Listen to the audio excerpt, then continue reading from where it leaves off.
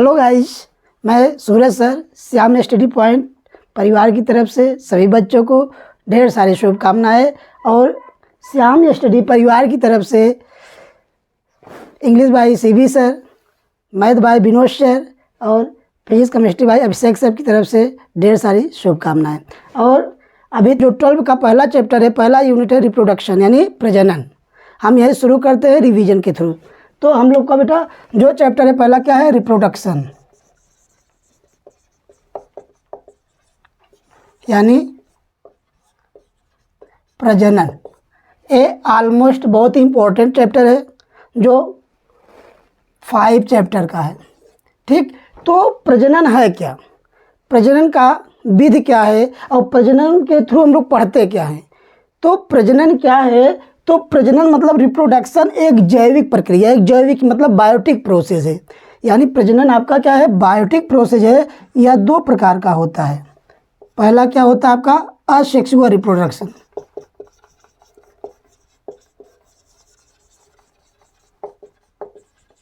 अर्थात इसको हम लोग बोलते हैं अलैंगिक जनन यानी असेक्सुअल रिप्रोडक्शन। यह सबसे सिंपल यानी सरल विधि है, सरल मेथड है, क्योंकि ये एकल जीव जनन के द्वारा होता है। एकल जीव जनन का मतलब होता है कि इसमें माइटोसिस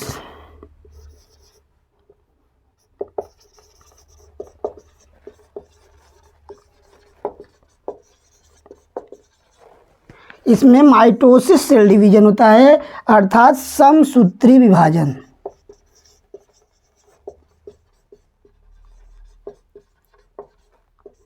समसूत्री विभाजन तो अर्थात जो जनन होता है, जो रिप्रोडक्शन होता है, यह एक जैविक प्रोसेस होता है जो कि एक जनक के द्वारा अपने समान संतति की उत्पत्ति की जाती है। यानी जनन एक बायोटिक प्रोसेस है जो अपने समान एक संतति की उत्पत्ति की जाती है। अर्थात अगर ये प्रक्रिया नहीं होगी, किसी भी जीव जंतु, किसी प्राणी का जो एक सर्कुलर पॉइंट होता है, जो एक सिस्टम होता है, वो क्लोज हो जाएगा यानी बंद हो जाएगा, आगे की तरफ नहीं बढ़ेगा।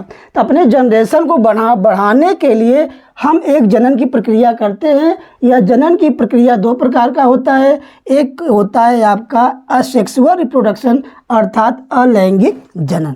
जो अलैंगिक जनन होता है यह सबसे सरल विधि है, क्योंकि यह एकल जीव जनन के द्वारा, एकल यानी एक जनन के द्वारा संतति की उत्पत्ति की जाती है।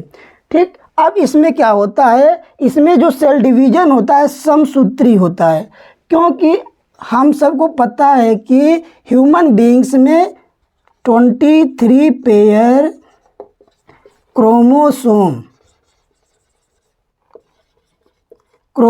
पाए जाते हैं। यानी 23 पेयर क्रोमोसोम में जो 22 पेयर क्रोमोसोम होता है वो ऑटोसोम होता है, और वह मेल हो या फीमेल, ये आपका फीमेल का और ये आपका मेल का। तो जो फीमेल या मेल होते हैं उसमें क्या होता है, XX होता है। जो आपका 23 पेयर होता है वो क्या होता है, आपका मेल में XY और फीमेल में XX क्रोमोसोम पाया जाता है। यही क्रोमोसोम सेक्स डिटर्मिनेशन का कार्य करता है, जिसको हम लोग क्या बोलते हैं, लिंग निर्धारण। तो यह प्रक्रिया कहाँ पाई जाती है, यह पाई जाती है सेक्सुअल,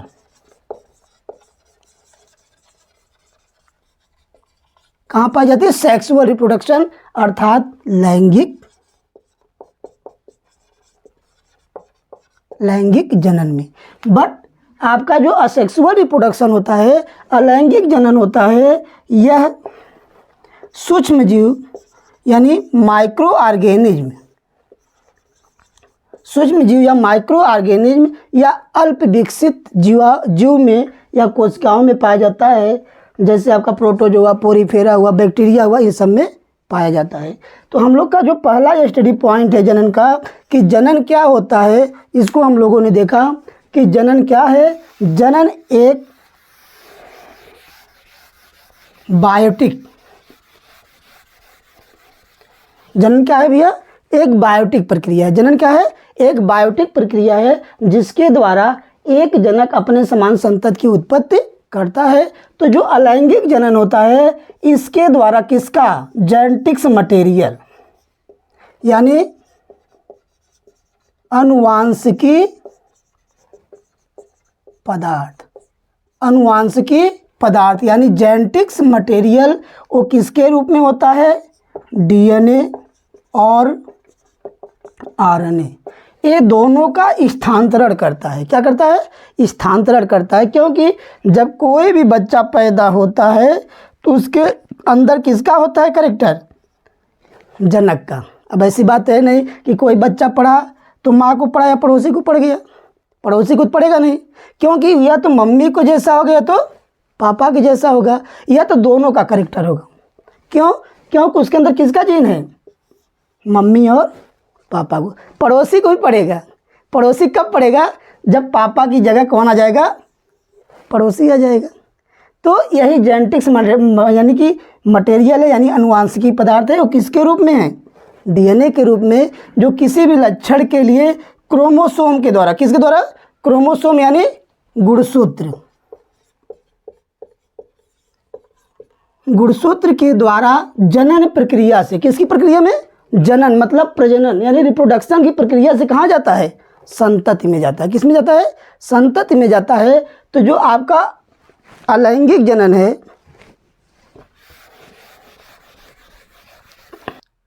तो भैया इसलिए आप लोग अलैंगिक जनन का एक सबसे शॉर्ट जो डिफिनीशन होता है कि अलैंगिक जनन यानी जनन यानी जनन, जनन एक जैविक प्रक्रिया है।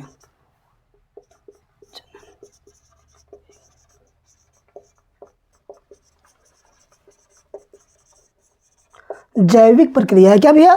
जैविक प्रक्रिया। जैविक प्रक्रिया का मतलब होता है बायोटिक प्रक्रिया। क्या है? सतत चलने वाली प्रक्रिया है, जो अपने समान, किसके समान? अपने। देखिए हमने आप पहले बताया था कि अपने समान कैसे आया, कहाँ से आया?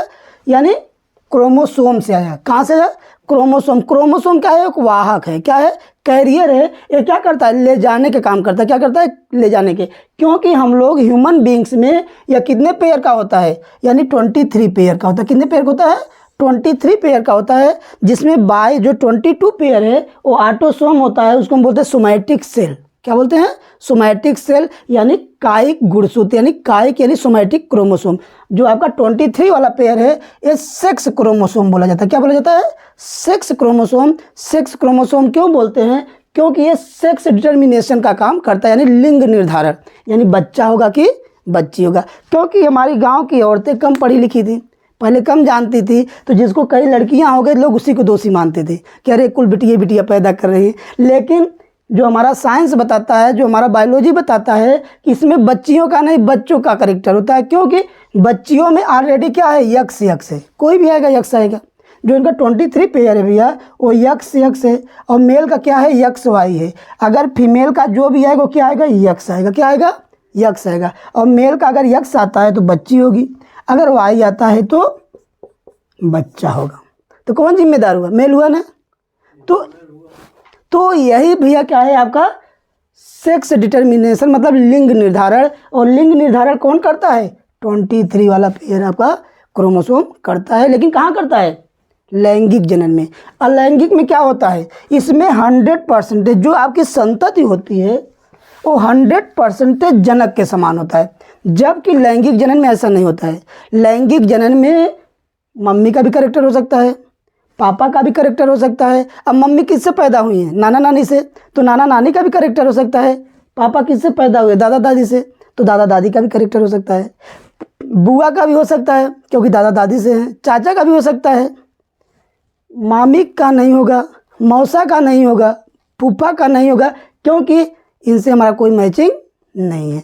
तो लेकिन इसमें जो होता है, जो आपका असेक्सुअल रिप्रोडक्शन है, अलैंगिक जनन है, इसमें पार्टिकुलर जो संतति होती है वो 100% जनक के समान ही होती है। ठीक। तो अब ये क्या है? यानी जनन एक जैविक प्रक्रिया है जो अपने समान संतति को उत्पत्ति करता है। हम इसको 2 वर्गों में विभाजित किए हैं। किसको? जनन को। अभी तक हम लोग सिर्फ इतना जाने कि जनन क्या है। जनन क्या भैया? अब अभी तक हम लोग इतना जाने कि जनन क्या है। सिर्फ इसका एक शॉर्ट नोट है, जनन एक जैविक प्रक्रिया है, यानी बायोटिक प्रोसेस है जो अपने समान संतति को उत्पत्ति करता है। अब इसको हम 2 वर्गों में बांटे हैं। पहला अलैंगिक जनन, अलैंगिक जनन, और दूसरा लैंगिक। यानी बेटा इसको हम क्या बोलते हैं, अलैंगिक जनन क्या है, असेक्सुअल रिप्रोडक्शन।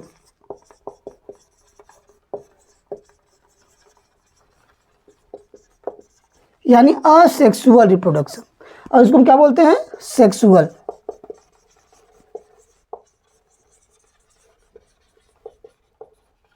तो हम किसके बारे में जानना चाहते हैं, अलैंगिक जनन। किसके बारे में, अलैंगिक जनन। आप लोग 11th में पढ़ चुके होंगे कि हम लोग के जीवों का उत्पत्ति, वर्जिन ऑफ लाइफ हुआ कैसे, वर्जिन ऑफ लाइफ हुआ कैसे। तो वर्जिन ऑफ लाइफ अकार्बनिक तत्वों से कार्बनिक तत्वों में, कार्बनिक से आपके सूक्ष्म जीवों में, और सूक्ष्म जीवों से आज हम लोगों के रूप में आया हुआ है। अगर हम सूक्ष्म जीव की बात करते हैं तो माइक्रो ऑर्गेनिज्म की बात करते हैं, तो हम किसे कहते हैं, माइक्रो ऑर्गेनिज्म या सूक्ष्म जीव। तो जो जीव जंतु हमको दिखाई नग्न आंखों से न दे, जिसको माइक्रोस्कोप के द्वारा देखते हैं, उसे हम क्या बोलते हैं, सूक्ष्म जीव यानी माइक्रो ऑर्गेनिज्म। जैसे बैक्टीरिया हो गया, प्रोटोजोवन हो गया, एल्गी हो गया, पोरीफेरा हो गया, ये सब क्या बेटा, माइक्रो ऑर्गेनिज्म है भैया। क्या है, माइक्रो ऑर्गेनिज्म है। तो सूक्ष्म जीवों में या अल्प विकसित जीवों में या प्रोकैरियोटिक जीवों में क्या पाया जाता है, अलैंगिक जनन। तो अलैंगिक जनन है क्या, तो अलैंगिक जनन एक सबसे सिंपलेस्ट मेथड है, एक सबसे सरल विधि है, एक सबसे सरल विधि है जो एक जनक के समान। यहाँ मेल और फीमेल की कोई बात ये नहीं है, यहाँ कोई नर मादा की कोई बात नहीं है। एक जनक के साथ, एक जनक के द्वारा संतति की उत्पत्ति की जाती है। यानी सबसे सरल विधि है। क्यों सरल विधि है, एक जनक के द्वारा संतति की उत्पत्ति की जाती है, पहला पॉइंट। अब दूसरा पॉइंट इसमें भैया क्या है, इसमें निषेचन की प्रक्रिया नहीं होता, इसमें निषेचन की प्रक्रिया नहीं होता। अब निषेचन क्या है, सबसे बड़ा कन्फ्यूजन, निषेचन क्या है। तो निषेचन का मतलब होता है जब नर युग्मक मादा युग्मक के साथ संयुग्मित होता है, जब नर युग्मक मादा युग्मक के साथ मिलता है, इसी प्रक्रिया को क्या कहते हैं, निषेचन कहते हैं, यानी फर्टिलाइजेशन कहते हैं। तो लेकिन यहाँ युग्मक का फॉर्मेशन ही नहीं होता है, यहाँ युग्मक का फॉर्मेशन नहीं होता है। तो जब यहाँ युग्मक का फॉर्मेशन नहीं होता है तो यहाँ निषेचन की प्रक्रिया नहीं होता, और जब निषेचन की प्रक्रिया नहीं होता तो जाइगोट का निर्माण नहीं होता है। यहाँ ऑलरेडी जनक कोशिका के किसी भी पार्ट से, लीफ से, रूट से और स्टेम से, यानी जड़, तना और पत्ती, किसी के द्वारा किसी भी विधि से अनुकूल वातावरण के, किसकी भैया, अनुकूल वातावरण के आने पर नए संतति के रूप में उत्पत्ति होता है। ये कम समय में, कम ऊर्जा में आसानी से हो जाता है, इसीलिए इनका जनसंख्या बहुत अधिक है, इनकी जनसंख्या। क्योंकि लैंगिक जनन में क्या होता है, यहाँ युग्मक, यानी यहाँ युग्मक का फॉर्मेशन होता है, युग्मक का निर्माण होता है। और युग्मक का निर्माण कब होता है, जब द्वितीयक लैंगिक लक्षण आता है, चाहे मेल हो चाहे फीमेल हो। क्योंकि जब तक बच्चियों में यानी फीमेल में जब तक पीरियड यानी मेंस्ट्रुएशन साइकिल यानी मासिक चक्र यानी यमसी जब तक नहीं आएगी, जब तक यह पीरियड नहीं आएगा या चक्र नहीं होगा, तब तक इसमें ओवम का फॉर्मेशन नहीं होगा। और जब ओवम का फॉर्मेशन, क्योंकि ओवम को हम क्या बोलते हैं, युग्मक बोलते हैं, क्या बोलते हैं, युग्मक बोलते हैं। तो जब तक इसमें ओवम का और मेल में स्पर्म का फॉर्मेशन नहीं होगा, तब तक इसमें निषेचन की प्रक्रिया नहीं होगी। बट इसमें ऐसी कोई सिस्टम नहीं है, किसमें, अलैंगिक जनन में। इसलिए यह जल्दी ही अपने जैसे संतति की उत्पत्ति करने शुरू कर देता है। तो यही क्या भैया आपका है, अलैंगिक जनन है। क्या है, अलैंगिक जनन है। इसमें नर और मादा की कोई ज़रूरत नहीं है, इसमें एक ही जनक के द्वारा, इसमें जो संतति होता है वो 100% किसकी तरह होता है, जनक के। किसकी तरह होता है, जनक के।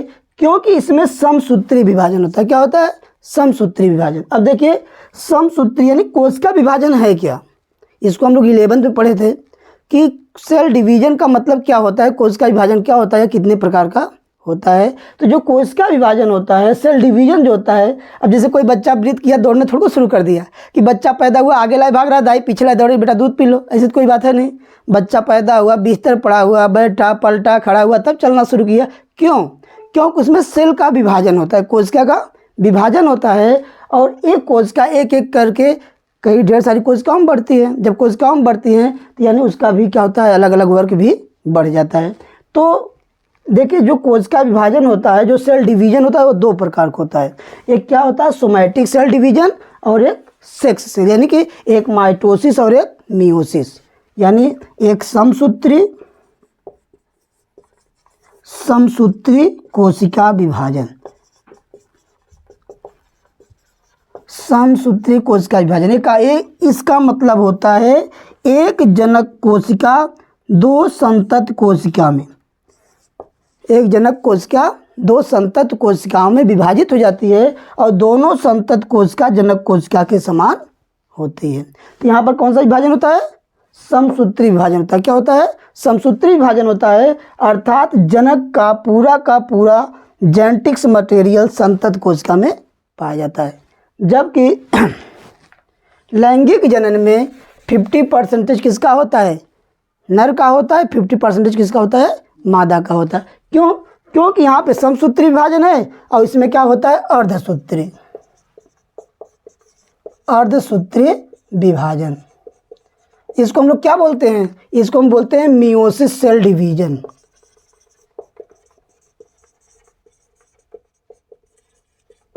मियोसिस सेल डिवीजन, क्योंकि इसमें एक कोशिका अपने से आधी संतत कोशिकाओं में विभाजित हो जाती है, इसलिए इसके एक कोशिका से 4 संतत कोशिकाओं का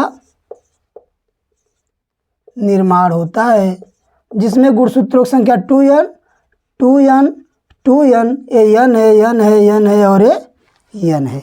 तो इसमें जो जनन प्रक्रिया होती है, इसमें जो प्रजनन की प्रक्रिया होती है, इसमें क्या होता है कि जो 23 पेयर वाला क्रोमोसोम है यानी गुणसूत्र है, इसमें नर का जो होता है XY होता है, और मादा का क्या होता है? XX होता है। तो जब निषेचन की प्रक्रिया होती है तो एक नर का और एक मादा का अगर XX आता है तो बच्ची यानी लड़की यानी गर्ल्स, या फिर XY आता है तो बॉय यानी लड़का। यही प्रक्रिया बेटा क्या है भैया? क्या है? जनन का। क्या है? जनन है। यानी ये जनन दो प्रकार का होता है, अलैंगिक जनन और लैंगिक जनन, यानी असेक्सुअल रिप्रोडक्शन और सेक्सुअल रिप्रोडक्शन। अब असेक्सुअल रिप्रोडक्शन क्या है? सबसे सरल विधि है, सब सिंपल, यानी खासकर जो हमारे बच्चे 12 में हैं या 10th में हैं, इनके बोर्ड एग्जामिनेशन के लिए मैंने एक ऑनलाइन एक शार्ट नोट देने की कोशिश किया है। जो हम लोगों ने ऑफलाइन में दिया है उसी को मैंने ऑनलाइन में बहुत शार्ट करके दिया है, ताकि 1 महीना में हम लोग इसको रिवाइज करा सके। तो हम लोग का जो पहला टॉपिक आता है रिप्रोडक्शन आता है, तो रिप्रोडक्शन हम लोग का 2 टाइप्स का होता है, अलैंगिक जनन और लैंगिक जनन। तो जो अलैंगिक जनन है यह एक सबसे सिंपलेस्ट विधि है, सबसे सरल विधि है, जिसमें एक ही जनक कोशिका के द्वारा नए संतत कोशिका की उत्पत्ति होती है, यानी फॉर्मेशन होता है। अब इसके कई मेथड है, जिसको हम आपको अभी नेक्स्ट वीडियो में बताते हैं। आज के लिए